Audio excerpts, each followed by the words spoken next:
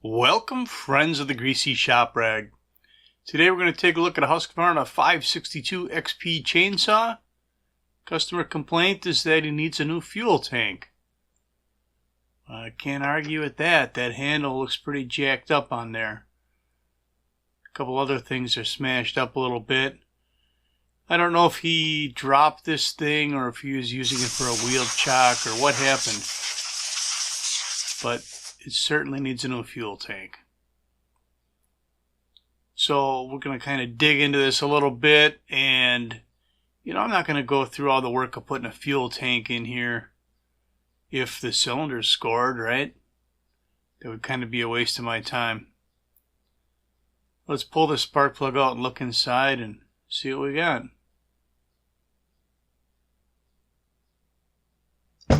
We're looking above the exhaust port. We want to see clean and shiny with no vertical scoring. And apparently it looked alright because we're moving on. First thing I'm going to do is take off the handle. The front handle's got to come off because the bottom of it is attached to the fuel tank itself. I really should be taking the bar and chain off right away, but I'm kind of stubborn that way.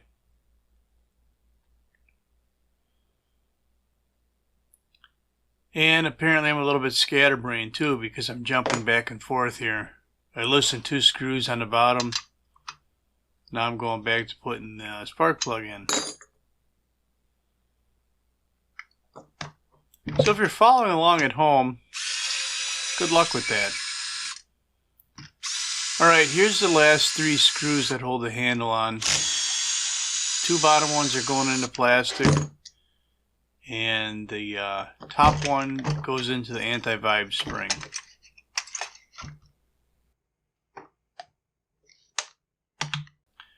Okay, now we're going to pull the clutch cover off and get that bar and chain out of our way.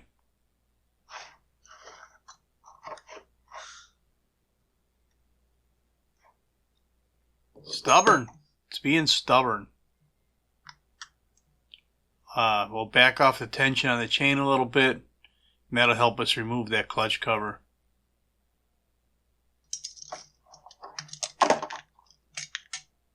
And this looks a little awkward, mainly because I turned it towards the camera for your benefit rather than turning it the other way for my benefit.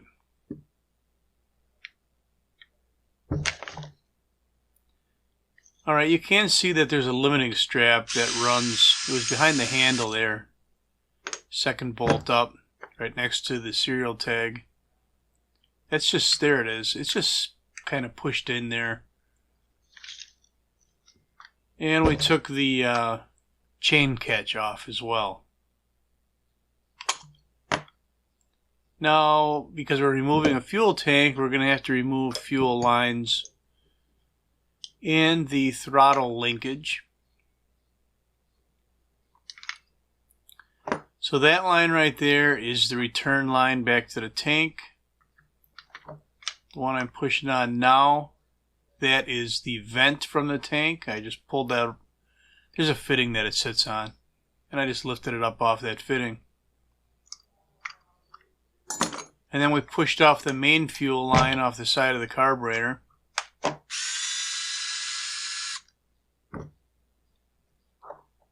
Starter side anti-vibe mount screw came out. Now the tank is loose. It's just kind of a little bit of a jigsaw puzzle to get it out of here.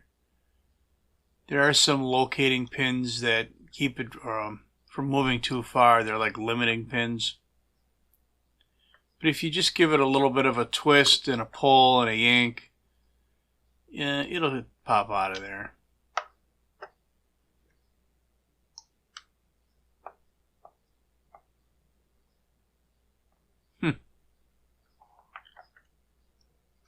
It looks like it's never going to come off, and then all of a sudden it'll just pop right off of there.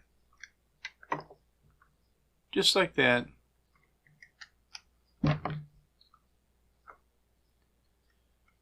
So I should have removed this throttle cable before we got to this point.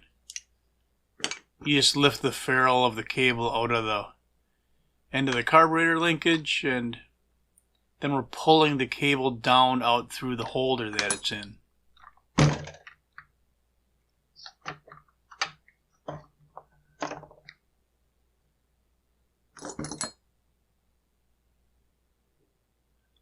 What are we digging for? So these fuel lines are pre-formed, and they actually have a little bit of a grommet to them where they pass through the bottom of that carburetor tray.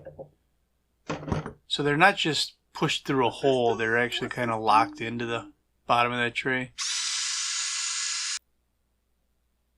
And I had to pop them out of there. So it looks like our replacement tank is kind of I mean, it isn't any prettier than the old one, except that it's not smashed, right? So we'll swap over whatever parts are on the old tank that we need on the new one. The first one being this anti-vibe mount. I'll look inside this tank. What do we got? I'm going to put a fresh filter on it. I'm not sure if that went in the garbage can or not.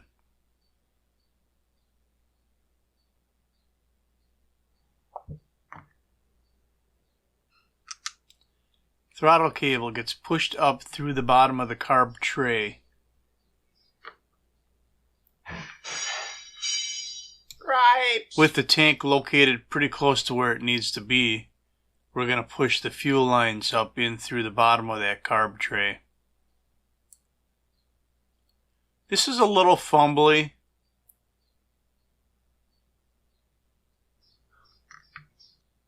And you'll have to get those pre-formed fuel line grommets set in the bottom of that tray. And while those lines are in, then you kind of jigsaw puzzle that tank back into place. Take a look at those lines, make sure you don't have anything kinked or rolled over on top of itself. So the main fuel line is getting pushed on the carburetor here. And the tank vent line is getting pushed down onto that fitting that it lives on.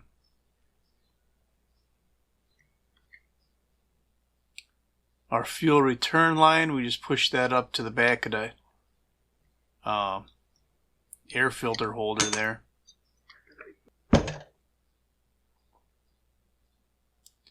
And we're just double checking those lines again. One of them needs to be pulled through a little further. We're going to poke at it with a sharp screwdriver. Chain catch. I mean, I don't know why I'm narrating this. You guys can see what I'm doing, right? How do I keep all the screws organized? I don't. I've done enough of them. I got a pretty good idea what screw goes in what hole.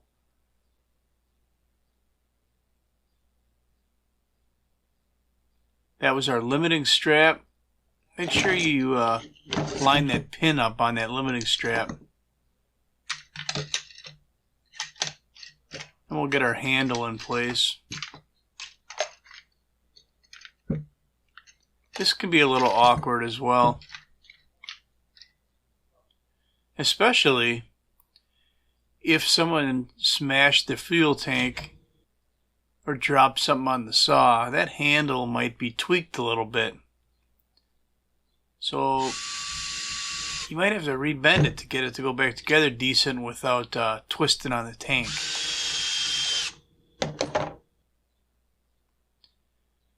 And if you got short screws, they go in these two holes right here.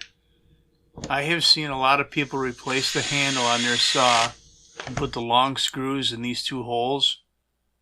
And those long screws end up poking the bottom of the crankcase and putting a hole in the tank, the oil tank. Here's our anti-vibe on the top. Get that nice and snug.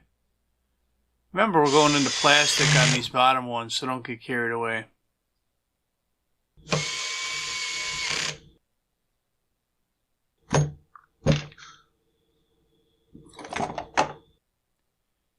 Alright, our throttle cable has to be pushed through the holder for the cable sheath, and then the cable itself runs up alongside the carburetor and gets dropped into the little slot that it lives in.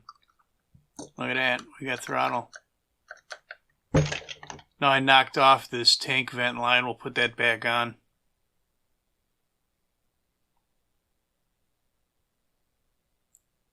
And then we'll put on our fuel return line on the back of the purge bulb. And it gets tucked into the back of that air filter holder.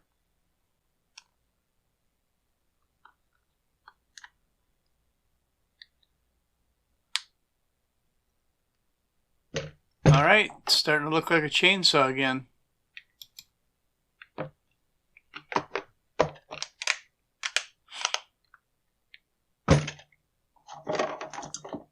We'll bar this thing up right away.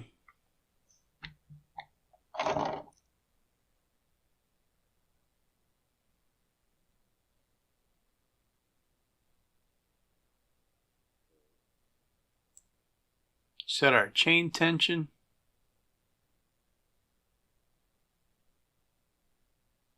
And snug down the bar nuts.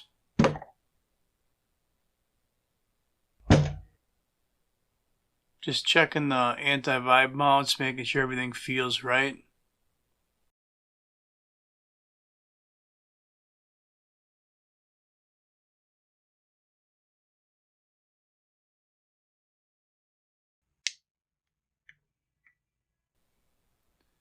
I noticed on the fuel cap, this pin that holds this flip lever in place is kind of sticking out. It's hanging out a little bit. So we're going to beat on it with a hammer. We'll get some fuel in here and see if this thing's going to run. So that's all I got for you on Husqvarna 562XP fuel tank replacement. Thanks for watching. Later.